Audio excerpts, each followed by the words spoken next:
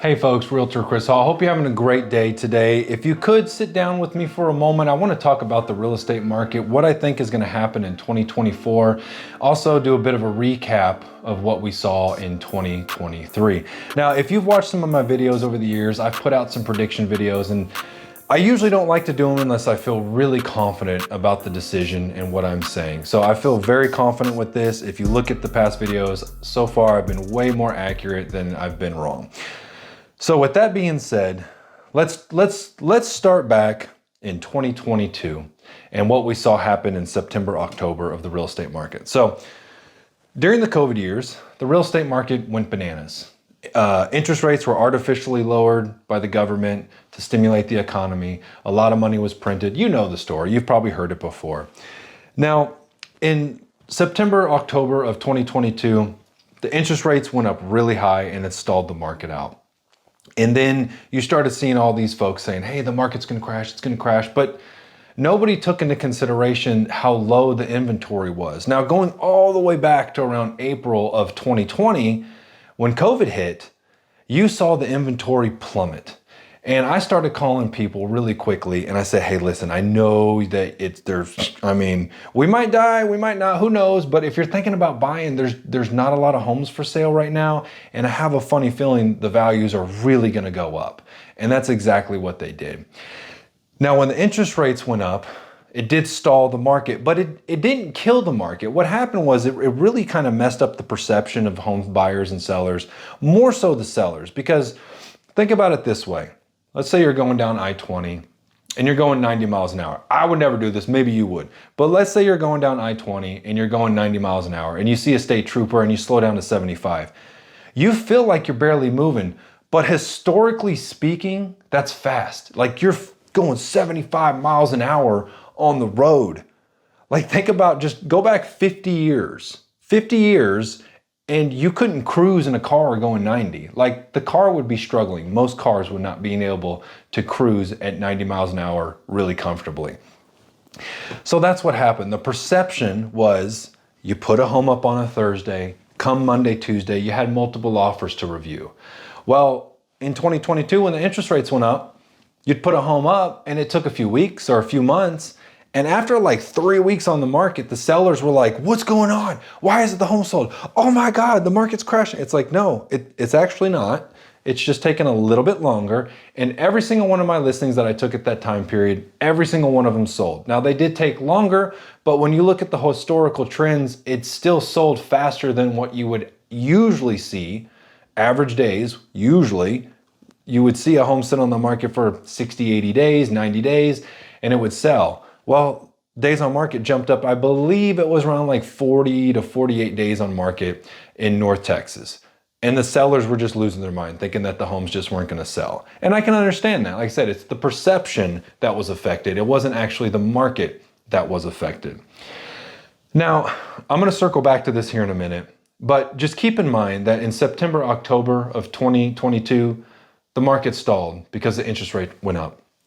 When the interest rates go down, we're going to see the opposite. Now, part of the things that we've seen is just a seasonal trend too. You know, every time you move into the winter months, the market has a tendency to slow down. You get a little micro jump towards the end of November, towards the end of November, beginning of December. You get a little micro jump in the market there. And then come around, January 15th to about February 15th. That's probably the only time I say I just don't see much going on in the market. And then moving into March, the market picks back up again. So as we move into 2024, it's kind of interesting. The feds came out back in 2020 and they said, hey, I think we messed up. Maybe we printed a little bit too much money. Maybe we artificially lowered interest rates too much. So everybody's got to feel the pain because we've got to correct our mistake. And that's what we felt. We felt the ripple effects from what happened in the COVID years. And the Fed has said that they're going to watch inflation. And for the past about 3 months, they have said, okay, inflation's where it needs to be. I take that back. Not where it needs to be. Inflation is going down, so we're not going to increase interest rates. So they've held relatively steady on the interest rates. You've seen it go up a little bitty bit. You've seen it go down a little bit too. But for the most part, they've held and they've done what they said they were going to do. Now, as we move in to 2024, the Fed said that they're looking to lower interest rates around Q3. I hope they stay to that. I really do. Explain this quickly. I don't want to take too much of your time today. If they drop the interest rates too early, I think the market it's just going to shoot back up.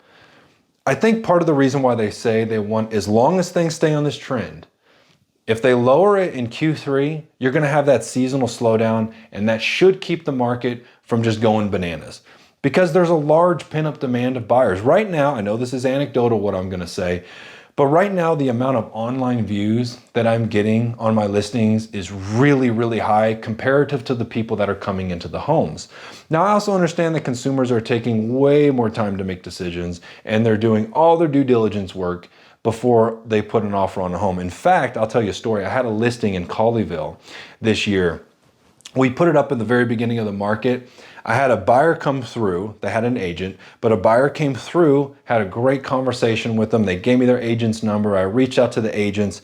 Fast forward 87 days, those same buyers came in and purchased the home. That whole time, the home needed a lot of work, and that whole time, well, it didn't need a lot of work, but they wanted to do a lot of work, and they just wanted to make sure that the value was there. So after a few homes sold in the neighborhood and they saw that the value was there, they made an offer. They made the same offer that they wanted to make in the beginning, and the home ended up selling. And that's what I've seen. I can give you quite a few stories over this year where I've had conversations with people, and then weeks or months later, after doing a lot of research, they actually put the offer in. Now, that's not to say you don't have some of those emotional buyers or relocation buyers or things of that nature where they go under contract relatively quickly. But overall, that's what I saw in 2023. It was homes just took longer to sell, and not longer historically, just longer considered are taking into consideration the COVID years. Now back to the pinup demand. Right now, there's a lot of young folks. And when I say young, I say, 35 and younger. There are a lot of folks out there that have money for a down payment, but they're just waiting to make a home purchase. They're waiting for the interest rates to go down. They're waiting for consumer confidence to get higher because people are just a little nervous to make that large of a purchase right now because there is a lot of uncertainty in the world. But with that being said, I'm also seeing a lot more folks understand that the values are probably not going to drop. They're not going to crash. So yeah, you could buy a home right now with the higher interest rates, but they're looking at it a few different ways. One could be if they buy the home right now and interest rates go down, they can refinance, but the values will most likely go up. So it's going to be kind of a wash. So pick your poison. And then they also take into consideration if interest rates don't go down, the values probably aren't going to go down either. So why wait, And I'm seeing more and more consumers say that to me. That's not me saying that to them. That's saying it to me. So that's a nice thing that folks are really starting to look at stuff more outside of the emotion aspect of it and really look at it more as a professional versus I don't feel like it's, they're like, well, I'm nervous, but hey, I would like to buy a home. Yeah, securing a home is going to probably be a good thing for me and my family. So overall, I think that there's a large number of pent-up demand that if and when the interest rates come down, you're going to see those people hop into the market relatively quickly. Now, here's something else I want to touch on. The values, right? You've seen a lot of people say, well, my neighbor down the street, he dropped the value like a crazy amount, and then the home finally sold. So that's my evidence that the market's crashing or the market values or the home values are going down. Well, let me paint a quick scenario, and then we're going to wrap this video up. Let's say a home goes on the market for $800,000, right? I'm trying to do this without giving a story out of an actual situation. So, all right, so here we go. I'll change some numbers so nobody really knows which house it is or whatever. But all right, so you go out on a listing appointment and the seller says, I want to list my home for $800,000. And you say, okay, Mr. Seller, I understand that, but hey, the comps kind of show this number right here. And they say, yeah, but you know what? All my friends say that this home is amazing and it's definitely going to sell for this much. And you say, hey, you know what? I'm just the messenger. I'm here just to advise you with my knowledge. At the end of the day, it's your home. You get to make the decision. And then they list that home for $800,000. Well, you could do that during the COVID years because the values were going up so fast that sooner or later the value, or the market rather, would increase into that value and the home would sell. But we saw a bit of a plateau effect in 2023 and that home would sit on the market. Now that home would sit for 800,000 and they let it sit, then they do a little reduction, let it sit. Well, then after a while it gets that, icky feeling of that icky stigma, like what's wrong with the home? Why hasn't it sold? And the home actually ends up selling for a little bit less than it would have sold for if it was priced appropriately right out the gate. And that's what I've seen a lot of these prices where you've seen a home list way up here and sell for down here. It's not, and also the home didn't sell for much more than what the true value of the house was. This number that the property was listed at was just kind of made up. But people use that as anecdotal evidence to support like, oh, you know that home down the street? Yeah, it sold for way under list price. I'm not selling my house because the market's crashing. I'm gonna wait for the market to crash and then I'll buy some houses, but I don't wanna sell before the crash. There's too many people waiting for a crash. There's too many investors in the market. There's too many corporate buyers now. Right now, I say for the next, perceivable future, and definitely in 2024, I just don't see a market crash because there's just too much pent-up demand and there's too many people hoping for a real estate market crash. And with that many people banking on it happening, I just don't see it happening. And then coupled with the low inventory as well. So in conclusion, if you're thinking about buying a home, I'd really look at a lot of different ways that you could make it happen if you're financially stable right now. I wouldn't do it on a whim, but just understand if the interest rates go down, the values are gonna go up. If the interest rates stay where they are, we're gonna just see this slight increase in value. And I think most consumers are starting to understand that. And I really think that moving into 2024, we're gonna see the market start to stabilize more, and you're going to stop seeing so much of the uncertainty happening, and you're still not going to see sellers listing their price for way over what the market value is. And the higher interest rates are going to either one, come down, or two, become the norm.